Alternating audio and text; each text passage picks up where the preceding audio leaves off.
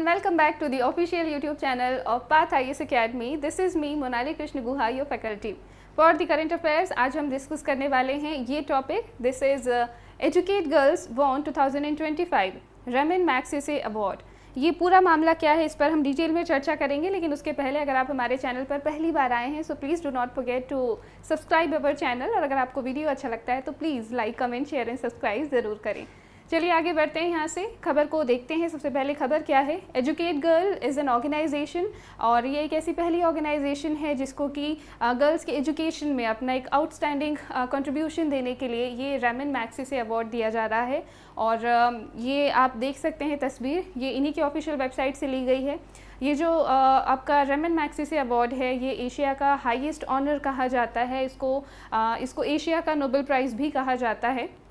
And this is a historic moment for girls' education. Educate Girls becomes the first Indian organization to receive the 2025 Ramon Magsaysay award. इसके बारे में हम detail में चर्चा करेंगे, लेकिन एक बार हम ब्रीफ पहले ये देख लेते हैं कि हमारे यूपीएससी के सिलेबस के अकॉर्डिंग ये जो हमारा करंट अफेयर्स का टॉपिक है, ये जो अचीवमेंट है through the organization for the whole India, ये हमारे कौन कौन से सिलेबस के पार्ट्स को टच करती है, कवर करती है. सो जैसा कि हमारा GS2 जो है पॉलिटी एंड गवर्नेंस से डील करता है, सो उसमें आप माइक्रो टॉपिक्स में पाएंगे कि आपके women empowerment, NGO, social justice से ये लिंक करता है. अपार्ट फ्रॉम दिस GS3 में आप पाते हैं education policy, rural development, innovative financing. Apart from this आपका जो एथिक्स का पेपर 4 है वहाँ पर leadership, integrity, social impact and apart from this all women empowerment and education. इस तरह के तमाम टॉपिक्स को हमारा ये जो आज का टॉपिक है ये टच करता है.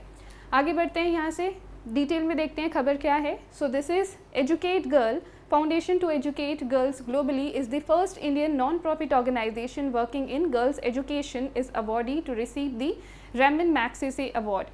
अदर नोटेबल अवार्डीज़ और कौन कौन हैं 2025 के इस हमारे एजुकेट गर्ल्स के अलावा. सबसे पहले हैं यहाँ पर Shahina Ali ji. She belongs from Maldives. इन्होंने एनवायरमेंटल कंजर्वेशन के लिए काफ़ी काम किया है. And apart from this the other person is from the Philippines and this person is Flaviano and Antonio L Villanueva. इनको भी अब वहाँ के जो पर्टिकुलर रीजन है वहाँ पर मार्जिनलाइज्ड कम्युनिटीज़ को एम्पावर करने के लिए ये अवार्ड उनको दिया जा रहा है. So these are the people. Overall आप पाते हैं यहाँ पर आपको 3 नाम नज़र आ रहे हैं, जिसमें से 2 तो इंडिविजुअल्स के हैं और एक ऑर्गेनाइजेशन है विच इज़ एजुकेट गर्ल्स. यहाँ से आगे बढ़ते हैं हम, बट एक पॉइंट और आपको ध्यान रखना है, this is 67th Ramon Magsaysay award. Now girls के एजुकेशन से रिलेटेड ये जो NGO वर्क कर रहा है उनके बारे में अब हम थोड़ा सा डिटेल में जान लेते हैं. यहाँ पर अबाउट एजुकेट गर्ल्स, इसका जो फाउंडेशन है it starts from 2007 by Safeena Husain ji. She is an honorary doctorate from the London School of Economics and Political Science LSE. इस ऑर्गेनाइजेशन का फोकस क्या रहा है, out of school girls in rural educationally backward areas में properly बच्चों को, ऐसे बच्चियों को देखा जाए जो कि अपने एजुकेशन स्ट्रीम से बाहर हैं और उनको फिर हम एजुकेशन से वापस से जोड़ें. स्पेशली एजुकेशनली जो बैकवर्ड एरियाज़ रहे हैं उन एरियाज से इन बच्चियों को वापस से हम अपनी एजुकेशन की स्ट्रीम लाइन में कनेक्ट करें. अप्रोच क्या रहा है, community mobilization plus government partnership, यानी कि लोगों के प्लस गवर्नमेंट के साथ में मिलकर ये जो बच्चियों को आगे बढ़ाने का उद्देश्य है इसमें आगे बढ़ने का इनका अप्रोच रहा है. अपार्ट फ्रॉम दिस अगर हम बात करें कि किस तरह का ऑर्गेनाइजेशन है, so this is a non profit focused on girls education in rural and marginalised areas of India. और ऐसा नहीं है कि केवल किसी पर्टिकुलर एरिया बेस पर ही ये काम कर रहा है, इसके बारे में हम डिटेल से आगे जानेंगे. राजस्थान से शुरू करके ग्लोबली इन्होंने काम किया हुआ है और काफ़ी बड़े लेवल पर हमको इसका इम्पैक्ट देखने के लिए मिलता है. अलाइनमेंट की अगर बात की जाए सो ये सपोर्ट करते हैं राइट टू एजुकेशन एक्ट के तहत. अपार्ट फ्रॉम दिस समग्र शिक्षा एंड नेशनल एजुकेशन पॉलिसी, यानी कि इनका जो एक वर्क का अलाइनमेंट है वो उसी पाथ पर है जिस पाथ पर हमारी गवर्नमेंट ऑलरेडी वर्क कर रही है, सो दैट सिंक्रोनस एक उसका बेनिफिट हमारे टारगेट ऑडियंस को मिल पाए. गोल है to improve access to quality education to all learners specially girls and young women. ये चीज़ हमको समझ में आती है, यहाँ से एक क्लैरिफिकेशन मिलता है प्रॉपर कि किस डोमेन में किस तरह से ये काम करते आ रहे हैं। अगर इनके अप्रोच की बात की जाए, सो दिस मोबिलाइजेस कम्युनिटी वॉलेंटियर्स, काफ़ी ज़्यादा नंबर ऑफ़ वॉलेंटियर्स के साथ में ये काम करते आ रहे हैं ताकि एक वास्ट इम्पैक्ट हमको समय के साथ में देखने के लिए मिलता रहे। अपार्ट फ्रॉम दिस, जो गवर्नमेंट के स्कूल इन्वेस्टमेंट्स हैं उनको लेवरेज करते हैं, उन बच्चियों को आइडेंटिफाई करते हैं, एनरोल करते हैं और अपने एजुकेशन में फिर से उनको रिटेन करते हैं, जो कि कहीं ना कहीं स्कूल एजुकेशन से दूर रह गई है। उसके कई अलग अलग कारण हो सकते हैं। पॉसिबल है कि अर्ली मैरिजेस इसके कारण हो, या फिर मैटरनिटी कारण हो, या हाउस होल्ड रिस्पॉन्सिबिलिटीज़ कारण हो, या किसी तरह के फाइनेंशियल रिस्पॉन्सिबिलिटीज़ हों। कई बार ऐसा होता है कि घर पे प्रॉपर फाइनेंसेस नहीं होते हैं या अर्निंग पर्सनस नहीं होते हैं, तो फिर बच्चियाँ अपनी फिर उस रिस्पॉन्सिबिलिटी को अपने कंधों पर ले लेती हैं और अपनी पढ़ाई छोड़ देती हैं।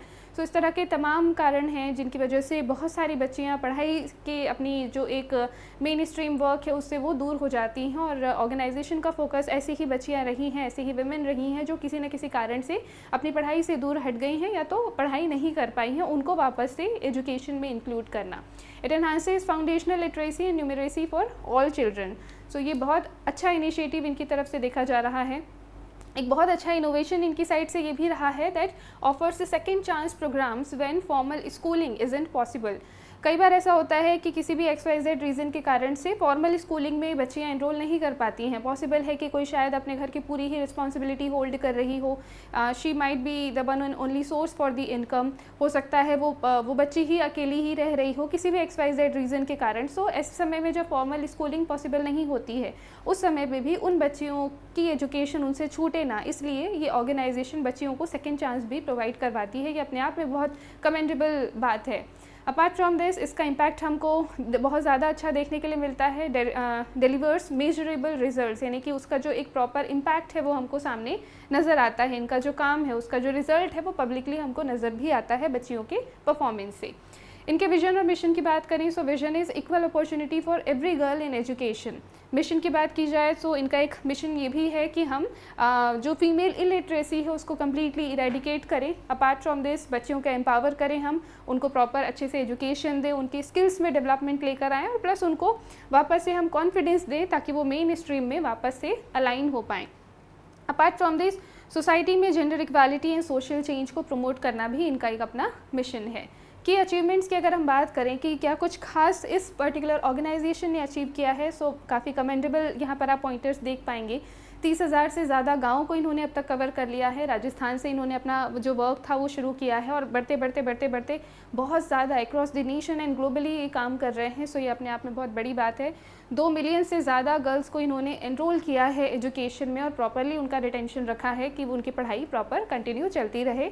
इनका जो रिटेंशन रेट रहा है इस तरह के एनरोलमेंट्स में वो 90% से ज़्यादा रहा है। ये अपने आप में लिटरली हाईली कमेंडेबल है कि 90% से ज़्यादा आपको रिटेंशन रेट देखने के लिए मिल रहा है, यानी कि जिन बच्चियों को इस एजुकेशन के प्रोग्राम से जुड़ा गया वो पढ़ाई प्रॉपरली अच्छे से आगे कंटिन्यू कर पा रही हैं। सो इट शोज़ कि बच्चियाँ भी खुद पढ़ना चाहती हैं, लेकिन अपॉर्चुनिटीज़ ना हो पाने के कारण या प्रॉपर वैसी फैसिलिटीज़ ना हो पाने के कारण शायद वो पढ़ नहीं पा रही थी। बट इनके एफर्ट्स के ज़रिए से आप देख सकते हैं कि ऐसी जो बच्चियाँ हैं जिनकी पढ़ाई छूट गई हैं, उसमें से भी 90% से ज़्यादा बच्चियों का आपको रिटेंशन रेट पॉजिटिवली यहाँ पर देखने के लिए मिल रहा है।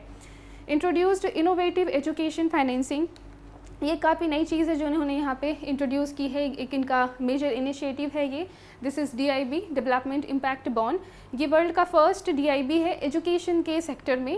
इसको 2015 में इनके द्वारा लॉन्च किया गया था। DIB होता क्या है actually? This is a type of innovative financing mechanism, जिसके ज़रिए से क्या किया जाता है कि जितने भी सोशल प्रोग्राम्स होते हैं, पब्लिक वर्क के प्रोग्राम्स होते हैं, उनसे फाइनेंसिंग को या फिर फंडिंग को लिंक कर दिया जाता है, ताकि जिस प्रोग्राम में फ़ंड्स की ज़रूरत है उन प्रोग्राम्स तक वो फंड्स पहुँचाए जा सकें। सो एजुकेशन में ये प्रोवाइड करवाने वाली ये ऑर्गेनाइजेशन फर्स्ट ऑर्गेनाइजेशन है। So this is the type of innovative financing mechanism that links funding for social programs. It links investment funds to measurable outcomes, scalable result driven model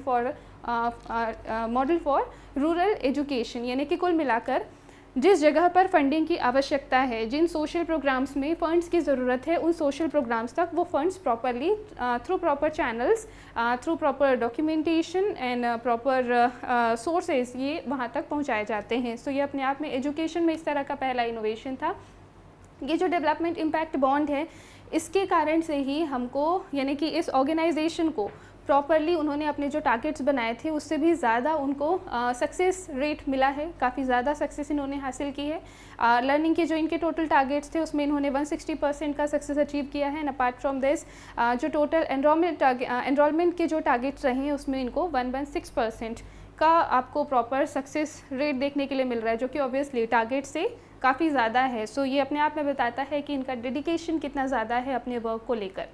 apart from this आगे बढ़ते हैं यहाँ से। Major initiative में एक इनका initiative है प्रगति innovation. इसमें इनका बेसिकली वर्क क्या चल रहा है, बच्चियों को एनरोल करना, उनको आगे पढ़ाई में और आगे लेकर जाना। Open schooling programme for girls and young women and it help resume education and access life opportunities, यानी कि जिन बच्चियों की या जिन महिलाओं की किसी भी कारण से पढ़ाई कहीं पर रुक गई थी, वहाँ से आगे नहीं बढ़ पा रही थी, तो उनको वापस से मेन स्ट्रीम एजुकेशन में कनेक्ट करके वहाँ से पढ़ाई में आगे बढ़ाना, ताकि वो प्रॉपरली अच्छे से अपनी लाइफ अपॉर्चुनिटीज़ को एक्सेस कर पाएँ। इस पर्टिकुलर इनोवेशन में, इनके अपने इनिशिएटिव्स में इन्होंने 31,500 से ज़्यादा बच्चियों को, लर्नर्स को इसमें ऐड किया हुआ है। और इनका एक जो सेकेंड चांस प्रोग्राम है that supports them to complete grade 10 and take the next step, यानी कि इसके ज़रिए से सेकेंड चांस उनको प्रोवाइड करवाया जाता है ताकि अपनी वो 10th तक की एजुकेशन को पहले कंप्लीट करें, फिर उसके बाद आगे की पढ़ाई में वो आगे बढ़ पाएँ and take the next step towards further education and empowerment. यानी कि कई बार जब हम 10th तक का भी अगर एजुकेशन नहीं कर पाते हैं तो बच्चियाँ फिर आगे की पढ़ाई के बारे में तो सोच ही नहीं पाती हैं। सो एक जो ग्राउंड नीड होती है उसको कंप्लीट करने के लिए इनका ये जो सेकेंड चांस प्रोग्राम है काफ़ी ज़्यादा बच्चियों को हेल्प एंड सपोर्ट प्रोवाइड करवा रहा है। ना ये अभी तक हमने बात करी ऑर्गेनाइजेशन के बारे में, उनकी अचीवमेंट के बारे में, उन्होंने किस तरह से अच्छे से ये पूरा काम कंप्लीट किया है उसके बारे में, और कैसे अभी तक वो आगे अपने टारगेट्स में बढ़ते जा रहे हैं। Now we will talk about this award. ये अवार्ड इनको दिया क्यों गया है, why awarded? So it challenges cultural stereotypes against girl. Obviously ज़्यादातर लोगों का आज भी सोसाइटी में यही मानना है कि लड़कियां ज़्यादा पढ़ के क्या करेंगी, ये डायलॉग आपने भी शायद सुना होगा। और ये जो ऑर्गेनाइजेशन है, जिस तरह से इन्होंने कमेंडेबल वर्क किया है, ये अपने आप में इस स्टीरियोटाइप को ब्रेक करता है कि हर एक बच्ची पढ़ना डिज़र्व करती है। हर एक बच्ची अगर अच्छे से पढ़ती है तो आगे उसका फिर फ्यूचर, लाइफ, करियर, हर चीज़ काफ़ी अच्छे से इस्टेब्लिश किया जा सकता है, उनके लिविंग स्टैंडर्ड्स को बढ़ाया जा सकता है, उनके फाइनेंशियल इंडिपेंडेंस में उनको सपोर्ट किया जा सकता है। तो they are actually breaking such stereotypes जो हमारे समाज में आज भी कहीं ना कहीं किसी फॉर्म में एग्जिस्ट करते हैं। Apart from this it empowers girls through education, skills and confidence. न सिर्फ 1 और 2 टाइम्स का यहाँ पे अवेयरनेस है, बल्कि प्रॉपरली उनका एजुकेशन का फाउंडेशन सेट किया जा रहा है ताकि वो आगे चल के अपने आप को बेटर वे में इस्टेब्लिश कर पाएँ। ये अपने आप में एक बहुत बड़ी बात है। And apart from this it demonstrates transformative leadership and social impact. कितना बड़ा इम्पैक्ट है, आप सोच सकते हैं कि इंडिया का ये पहला ऑर्गेनाइजेशन है जिनको कि अक्रॉस द वर्ल्ड, आपके अक्रॉस द एशिया ये अवार्ड दिया जा रहा है। नाउ आगे बढ़ते हैं यहाँ say about Ramon Magsaysay award. इसके बारे में थोड़ा सा हम डिटेल जान लेते हैं, बैकग्राउंड जान लेते हैं। इसको स्टैब्लिश किया गया था 1957 में फिलीपींस में। इनका पर्पस क्या है इस अवार्ड का?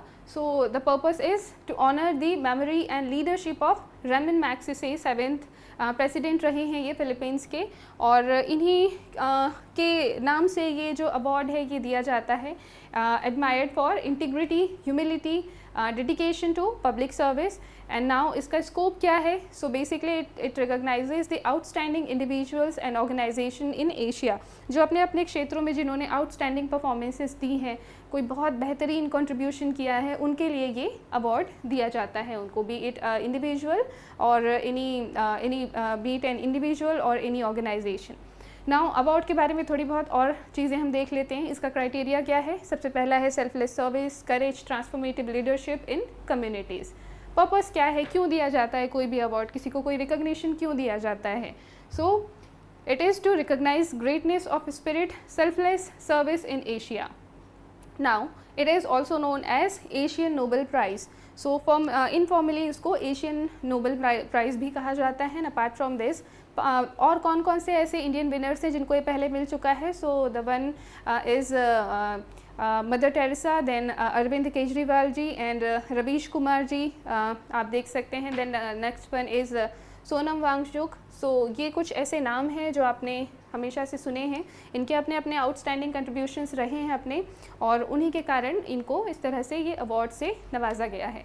नाउ 2025 का ये जो अवार्ड सेरेमनी है, this is 67th Raman Magsaysay award ceremony, जो कि अभी प्लान किया गया है 7 नवंबर को 2025 में मेट्रोपॉलिटन थिएटर ऑफ मनीला में। नाउ ये जो अवार्ड है इसके साथ में और क्या क्या मिलता है, so the first one is the obviously medallion and the certificate and the cash prize.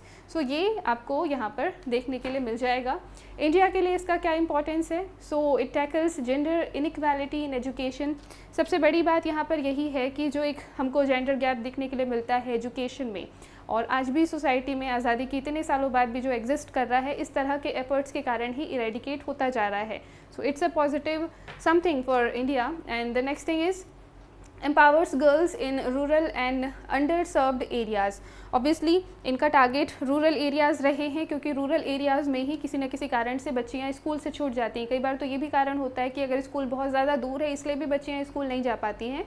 सो चूँकि अब रूरल एरियाज़ को इसने प्रॉपरली अच्छे से टारगेट करके अपलिफ्ट किया है, सो ये हमारे लिए भी काफ़ी अच्छा यहाँ से आउटकम देखने के लिए मिल जाता है। Apart from this is a model for scalable grass roots innovation.